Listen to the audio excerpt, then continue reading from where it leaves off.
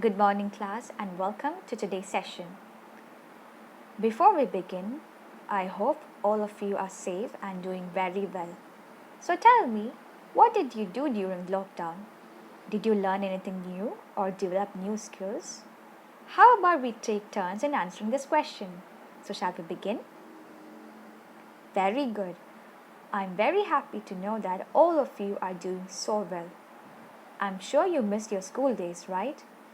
I'm sure you miss the days you spent with your classmates, your teachers, your classroom, everything. Do you know what this feeling of missing the past days is called? Yes, it is called nostalgia. And do you know that most writers use this theme of nostalgia or remembering the glory of the past days in many of their works? Do you know any such writer who uses nostalgia in their writings? So today I would like to introduce you to an author who uses nostalgia or his childhood memories in most of his works. He is an Indian author of British descent. Do you know whom I'm talking about? Yes, it is Ruskin Bond. Are you familiar with Ruskin Bond? Oh, then can you name a few of his works? Very good. So Ruskin Bond is an Indian writer of British descent. He was born on May 19, 1934. His father was in the Royal Air Force, which resulted in his moving across the country. Ruskin Bond is known for his children's books and he has won the Kendra Sahitya Academy Award in 1992. Most of his works are influenced by his life in the hill stations at the Himalayas. A few of his works include The Room on the Roof, which was his first novel, which was published when he was 17 years old. And a few of his other notable works are A Flight of Pigeons, The Blue Umbrella, Cherry Tree, The Great Indian Journey, etc. So today we are going to learn a short story written by Ruskin Bond titled Adventures in a Banyan Tree. Shall we move on to the lesson? Okay.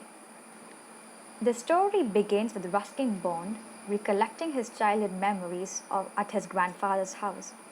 He remembers the days he spent during the summer holidays on a huge banyan tree at the backyard of his grandfather's house.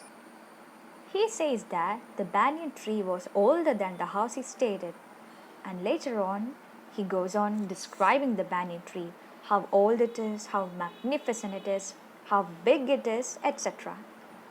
Written in an autobiographical mode of narration, Ruskin Bond remembers the first friend he made on that banyan tree, which was a gray squirrel. Little Ruskin Bond used to give treats to the squirrel as an effort to tame him, and gradually both of them became very good friends. The little squirrel was no longer scared of the boy and even started delving into his pockets to find treats. During the spring season, flocks of birds, small and big, came to the banyan tree for its shade and security. When the banyan tree produced figs, the author remembers that it was the noisiest place in the entire neighborhood. The little boy had built a platform halfway up the tree so that he could stay there and observe everything that was going under. He used to read books, he used to observe his grandmother and grandfather, he used to observe the birds and everything that happened down on the ground. So one afternoon in April, he saw a snake on the ground beside the banyan tree. It was a cobra.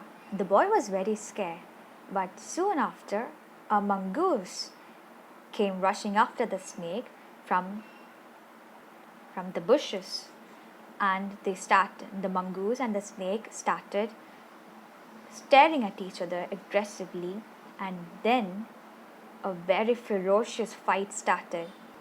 As the fight between the cobra and the mongoose was progressing, a crow and a myna came in as spectators. These two birds were actually waiting for their turn to attack the snake. But the cobra was very strong and it killed the myna, and the crow retreated having no choice. So the fight was between the mongoose and the cobra. In the end, the mongoose won and the cobra had died. So later, after everything was calm, the boy climbed down the banyan tree and related all the events to his grandfather. His grandfather, on the other hand, was very pleased with the mongoose because even though the mongoose was not a pet, the grandfather used to feed the mongoose regularly in case a snake comes into the backyard. The author later on describes the strange friendship between a rat, which was his grandfather's pet, and his pet squirrel. So what happened was, the squirrel gave birth to 3 baby squirrels which were all white. It was later known that the rat was actually the father of these squirrel babies, which was not weird at all because both of them were related to each other. The story ends with this curious anecdote. It is a very short story and very easy to follow, and Ruskin Bond has used beautiful images and very simple language to convey beautiful memories of his childhood. The story has a plethora of visual images which actually takes us back to Ruskin Bond's childhood. So before we end this lesson, I would like to give you all an assignment. I want you all to take a note of the visual images used in the story and also write a small paragraph on how nature plays a very important role in Ruskin Bond's works. And that's it for today's lesson. Thank you very much. Bye.